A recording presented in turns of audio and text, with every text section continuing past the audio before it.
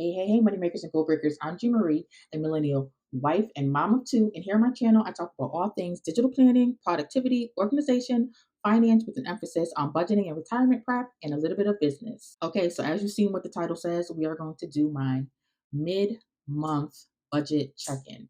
And what I am doing today is I'm going through and I'm going to track and check all my expenses that came in thus far from the beginning of the month until today, which is the 16th. There are different ways to track your expenses. There's pen and paper or a physical budget planner. You can do an app. There are so many different apps out there. Some of my favorites are, since Mint went away, I do like Rocket Money. I do like Simplify.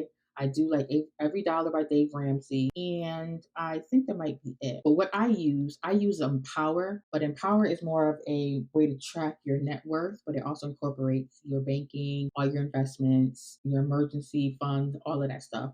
And it gives you like a really broad number to let you know where you're at with your net worth, as well as tracking your expenses and stuff like that. So I like Empower, and it is free. And another way to track your expenses is with a Google Sheet tracker or an Excel tracker, which those are I'm a very visual person, so I like to see things in a certain kind of way, depending on what it is. So I do use my iPad and my digital budget planner, as well as a wealth tracker that is made via Google Sheets. And my wealth tracker I love it. I'm in it at least once a week as well. I utilize both to help keep me on track of my budget, to make sure that I don't go over my budget, as well as just letting me know where my money is going and allowing me to get a better vision of what's going on with my finances. Okay, so what we're going to do now is we're going to head over to my computer. I'm going to share my screen with you guys, and we're going to dive into my wealth tracker, and we're just going to track my expenses. So this is my mid-month budget check-in. I'm just going to go over my expenses thus far. I'm not going to do my bills. I'm pretty much just going to track, well, my bills are in here too, so I guess we're going to track everything. Okay, so now I'm going to share my screen with you guys, and this is my wealth tracker. So this tracks basically anything that comes in and anything that goes out. So it tracks my income, my debt, my savings, my investments, all that good stuff. I really like this tracker. It was created by another YouTuber that's in the budgeting space. I will go ahead and leave a link to her channel down in the description so you guys can go ahead and check her out. I believe her name is Kaylin Schreiber or something like that. She was one of the YouTubers that I would watch consistently. And also, I just really fell in love with this tracker that she has. It's awesome. So between this tracker and my finance planner, they both help me to stay on track of my expenses, budget properly, stay consistent, and just know exactly what's going on with my money. If you would like for me to do a more detailed video on this tracker, because it has a lot. So we are going to go to the main tab, and we are tracking my expenses we are tracking my expenses from the beginning of the month to current, which today is May 16th. And I like to do this because I want to make sure that I'm staying within my budget and I'm not going over. So over here is my transaction tracker, and this transaction tracker tracks everything. It tracks any income coming in and any money going out. So that includes my savings, my investments, my debt payments, my fixed bills, and my variable expenses. Okay, and if you see me looking over here, I just have another screen that I'm looking at to see if there's just to make sure there's no transactions or anything that I missed. I have my banking transactions open over on the screen over here, just in case you see me looking over there. Okay, so for May 3rd, I did get a deposit from my main job, and this was a little lower than I expected. I think it's because I was late submitting some of my notes.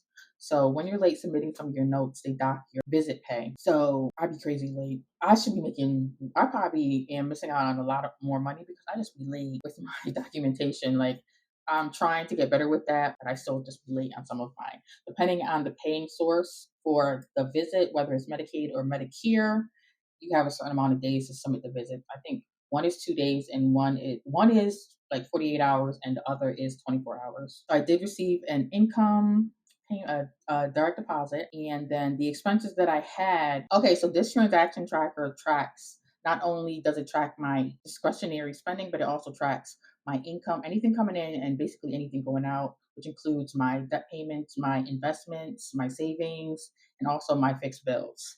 So we are going to go down a couple of lines. So I did have, and I'm just going to scroll over here a little. If you look over here for certain categories, I have my expense summary, and I have my monthly budget over here, just letting me know how much I allocated to each category. Just so I can make sure I can take a brief look over to make sure that I'm not going over my budget in certain categories. So as you'll see, I received two direct deposits, and these are very low. Although I only work part time, I work 24 hours a week. I truly believe that this is because I was late submitting some of my documentation. I be late, y'all. I just be late. I'm sorry.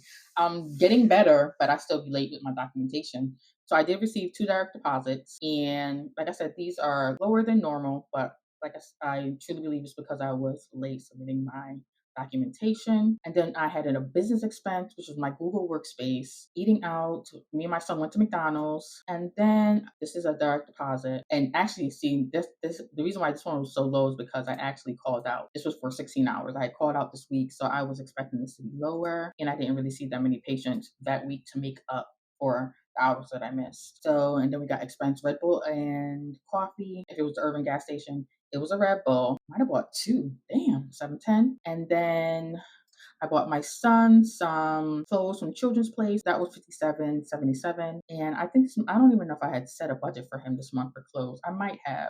Yes, I did. $125 was set aside for Zion, so we are still within that budget. Okay. And then rent. I put aside. I took a portion of this month's my first paycheck from May and put it towards May's rent. Normally, what I do is I put aside a certain amount of money each payday to go towards next month's rent. It looks like I took a portion of the first check of May to pay for May's rent. Okay, so and then I sent $125 automatic payment to my emergency fund.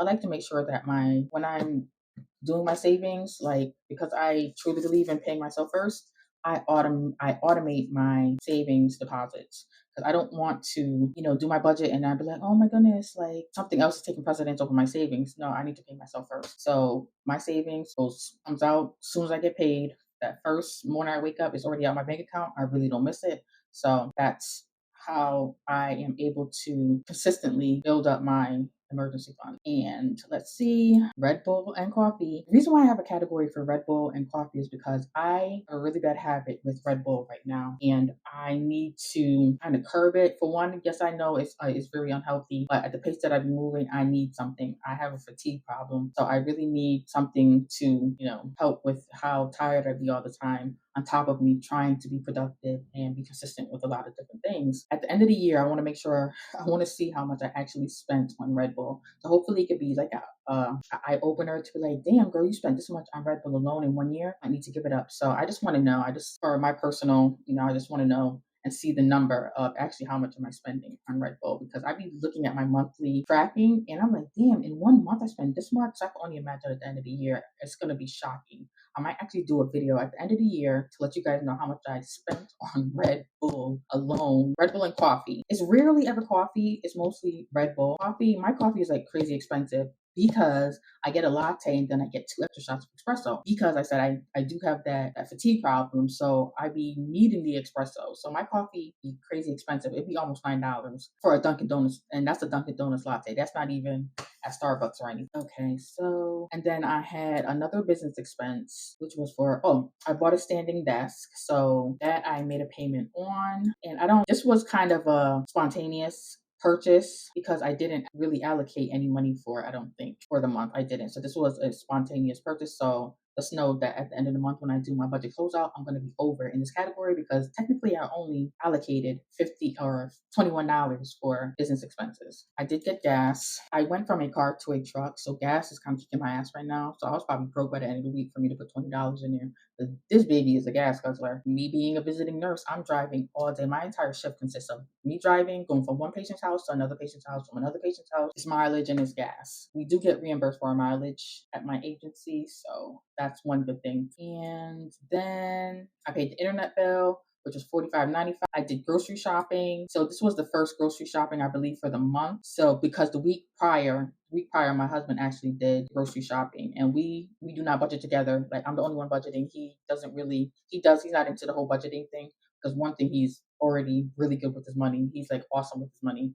So I'm the only one that's really budgeting. We do contribute. We do have a joint checking account and stuff like that, and we're participating and contributing to a joint, retirement account. That's what we do together. But for the budgeting, it's just me budgeting my money. Although he is partaking in the 52-week savings challenge with me and my son. Okay, so for the groceries, I spent $91.53, which was actually really good. I know that was under budget that week, and then I did self-care. I got my nails done and I did a $5 tip. And if we just go over here real quick, let's see, how much did I actually allocate for self-care? So far for the month, I have $80. I budgeted $80. So I am under budget with that. And that's probably honestly really all that I need. No, but I did get my eyebrows done, didn't I? Yeah, I got my eyebrows done. I got my eyebrows threaded. But anyway, once again, here we go. Red Bull and coffee. That's $5.24. And how much did I actually budget for Red Bull and coffee? Let me see if I might even be close to my monthly budget for Red Bull and coffee. Let's see, Red Bull and coffee, I budgeted $80, had $54 remaining. So I'm not over budget yet. Okay, and then groceries. Oh, okay, I did groceries at this was just for cupcakes from Big Y. I was debating, should I even list this under bills? Because let me go back real quick. For those who don't know, I list my groceries and my gas under bills.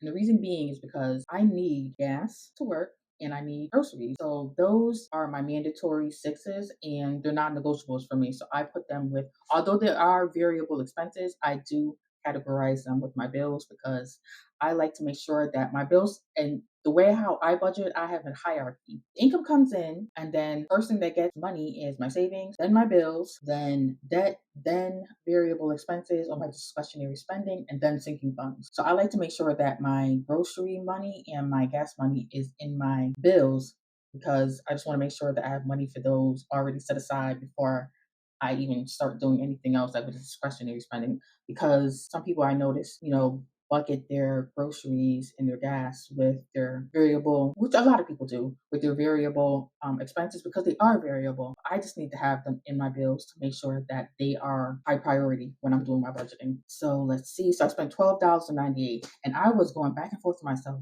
I was like, technically, Gina, this really isn't a bill because the main category is a bill. I consider my groceries a bill. But these were some freaking cupcakes. Did I need these cupcakes? No, I did not need these cupcakes. So I was like, Gina, this technically is an expense, a discretionary expense that you did not need. But anyway, it's still food. So I needed my cupcakes. I don't care what nobody say. I needed them damn cupcakes. And I bought two. Okay, enough of my little rant.